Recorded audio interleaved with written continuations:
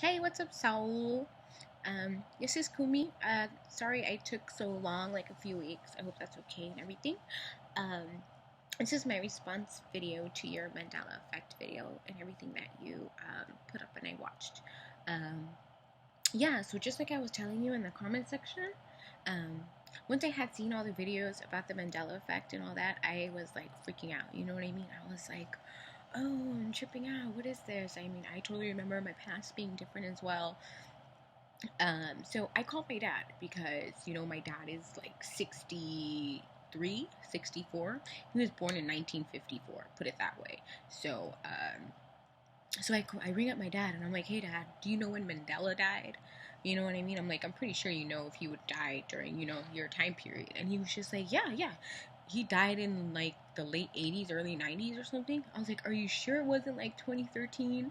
He was like, yeah, I'm sure it wasn't 2013. 2013? He was like, isn't that just a couple years ago? I was like, yeah.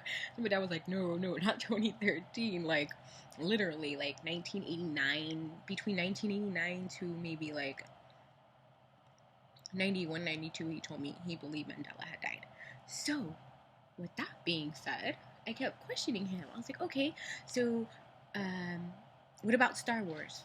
Do you remember C3PO having a silver leg or a gold leg? What was it? He was like, oh, I remember him having a silver leg. I was like, all right, cool. I was like, have you noticed in the movies now it's all gold? And he was just like, you know what? Yeah, I have, but I never, you know, accumulated it with anything. He thought they just changed it. That's what he literally told me. Well, I thought they just changed it. So I thought to myself, wow, he wasn't even questioning anything. He was kind of like going along with it, like, okay, maybe they just changed it, and all the editing and everything, which makes sense, right? So then I was just telling him all the other things, and I didn't explain to him what the Mandela Effect is because he's, I would say, a devout Christian and very religious. So he would accumulate it with the devil. I just kind of I just didn't want to go there with him. So uh, I didn't bring up the Mandela Effect or anything like that. I just questioned just so I could get answers without telling him exactly what I was going for. So anyway, so while I was watching the videos, um, same thing as you. I saw the same anomalies. I have the same past as you, where it's Mr. Rogers' neighborhood with the and not this, and what I do want to say is what really gets on my nerves with non-believers of the Mandela effect when it comes to arguing believers like you and I, per se or whatever. The thing that gets on my nerves the most is you like to say, oh, your mind's messing up. You're not thinking of the right thing, yada, yada, yada. And I thought to myself, okay, but if we were all thinking about something else, right? Why is it that we all have the same collection of the same um, words, for instance? My thing is like, okay, if we all are forgetting words and it's just like messed up or whatever, blah, blah, blah, blah, blah, I would figure, wouldn't I think maybe was, and then you would think the, and then somebody else would think maybe. I mean, I feel like with so much individuality between everybody, they would come up with their own word used there that they would put there then. But that's not the case. That's not the case at all. Everyone says something specifically that's the same. It's a collective oneness of the same, I guess, per se. Everyone's saying, oh, I either think it's the or this. It's one or the either. We don't have all these like random different answers. And that's what I feel like is the clue. You know what I mean? And I don't understand why people don't notice this at all. Like, come on, why is everyone collectively remembering the same thing? Even if we are forgetting or we're trying to, like, whatever they try to come up with to, like, deny it. And so, with that being said, and I realized that, I was like, you know what? Screw this. This shit is real. We all have the collective memory somehow, and it's pretty nuts. So, with that being said, I totally agree with you with everything in your video. And not only that, I believe it kind of correlates to this movie I saw a long time ago when I was like younger. I'm about 28 now. I'm almost 30. So when did it come out? I want to say it came out late 90s, early 2000s or whatever. It's called 12 Monkeys with Bruce Willis. really, really good movie. And it's about a virus that, what was it about? Okay, it's about a virus that I guess it destroys the world. You know what I mean? Like AIDS or something. And you can't go to the surface of the planet, or you like can't breathe or something like that. Yada yada yada. So everyone stays underground. And it's like the year 2040 or 50 or something. It's just like way, way in the future or whatever. And they learn a way to go into the past from like 19, 20, whatever. And so they go to the past. The whole objective is for them to go to the past so they can stop the virus from happening in the first place. You know what I mean? So that the world doesn't go to crap. So they figure out a way to go to the past, and that's exactly what the movie is about. Bruce Willis ends up going to the past. Check it out. Really good movie. Um, but anyways, the whole hypnosis, when it comes down to it, is that no matter what, you can't change the past. And I agree with that. I don't think you can change the past. I don't. You know what I mean? And that's kind of what the movie correlates to, is the fact that you can't change the past. It shows that when they did send somebody to the past and they try to fix it, it always replayed itself backwards like a loop. There was like no way you could get out of it.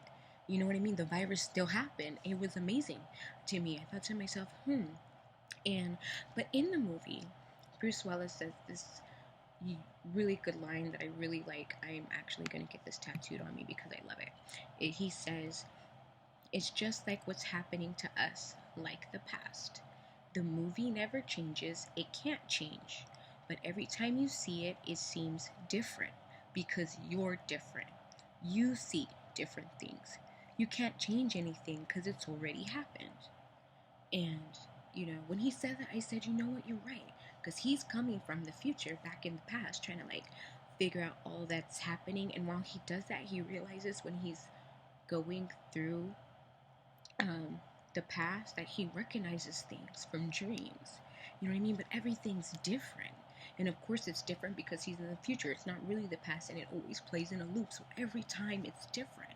You know what I mean? And I feel like that points to exactly what we're going through. I don't feel like the past ever changed. I don't feel like it's turned from that to this. Maybe it is this. Just we're different. Like you and I, whoever is experiencing this, I feel like we're different somehow, if that makes any sense. So I do think the whole time travel or like layering of the universe or something is truly happening, because I don't believe you can change the past. I don't think they're going back and changing everything manually, because I heard a friend saying she had a Bernstein Bear book, and she went and looked at it because she actually saved them from her childhood, to pass on. Smart girl. I even had the books, so for me it was Bernstein. I mean, I had the whole collection because my parents wanted to educate me very much, being African American, and the time era that they grew up, education was very like scarce. You know what I mean? So, because my parents are actually older, they didn't have kids till they were like 30 and stuff. So, my parents are from an older generation. They're not a young generation. My parents were born 40s, 50s. So, with that being said, they pushed education on me like, oh, we didn't get it, you're gonna get it for sure. So I definitely remember it being Bernstein, not Stain. Same thing with a friend of mine, but when she says she physically saw the book, it said Stain all of a sudden. It was not Bernstein, and it freaked her out. You know what I mean? I'm glad I could talk to her about it. It freaked her out. She's like, well, what the fuck? Like, I'm scared now, because if it's physically changing, how does that make you feel, And she freaked out a little bit. So that's why I think there's no way that it could actually change. Your past can't change, because I remember my past. Ain't nothing changed. I still have the scars from my past, you know what I mean? So I don't necessarily think that, the past changed. I do necessarily think that maybe you were different somehow. Somehow you, I, and whoever out there in the world is experiencing the Mandela Effect and notices that they're experiencing the Mandela Effect. that's what's going on. Not only that, I noticed some things different geographical likewise. I don't even know if I'm saying that right. I remember going to the Grand Canyon when I was like, I want to say like 9 or 10, and remember, like 28 now. So I remember it being like huge. Like you looked over, you felt like you were gonna die. I'm talking grand, my nigga, like gaping, like the biggest gaping hole you've ever seen. Like, you know what I mean? And then I recently seen some photos online of the Grand Canyon because I'm not gonna go take a drive out there. Kind of out of the way. And it's not grand anymore. It kind of looked like a long kind of stretch, like a long line stretch with mountains lined up against it, kind of like a river dirt trail, and then like maybe the mountains on the sides were like following it, if that makes any sense. And I kind of thought to myself, I don't ever remember that being there, and the two rock enclosures were never like a slim line, they were always big. It was fucking grand. That's why it's called the fucking Grand Canyon. Makes sense. So when I looked at the pictures and I noticed it wasn't grand anymore, like this. Right now I'm watching Priscilla, what's this called? Priscilla something, Desert Queen, blah blah blah. As an example, there's like a desert scene right now that I'm watching. The Grand Canyon was like this, if that makes any sense. It's fucking grand. It's large in structure, and so what I had noticed about the new Grand Canyon was not like that.